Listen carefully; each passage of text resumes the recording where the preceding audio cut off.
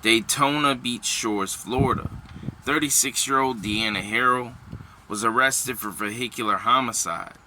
June 1st, 2026. 12:40 p.m. a crash would occur at the toll booth entry point of Daytona Avenue Beach. This area is in Daytona Beach Shores, a city located in Volusia County, Florida. The toll booth would be hit. There would be a worker inside, 63-year-old Tammy Jo Baker.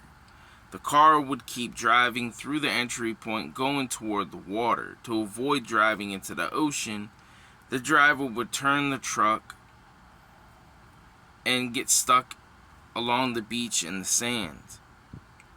First responders would arrive on the scene to pronounce 63-year-old Tammy Jo Baker dead. Earlier that morning, 36-year-old Deanna Harrell drove her truck to a local bar. She had 2 drinks, which were rum and cokes, and then a shot. This was around 11 a.m. Around an hour later, at 12:06 p.m., she would leave the bar. A friend offered to drive Deanna home, but she refused and kept driving. There would be a 911 call that came in around 12:29 p.m. The caller seen a truck driving the wrong way on Peninsula Drive, around 2 miles from the area of the deadly crash on Daytona Avenue. A second 911 call came in a few minutes later at 12:32 p.m. The truck was driving recklessly down Peninsula Carter, close to Carter Terrace. The area was around 1 mile from the crash scene. At 12:38 p.m., the truck crashes into the toll booth. Kept driving, came to a stop, getting stuck in the sand. 63-year-old Tammy Jo Baker pronounced dead at the scene.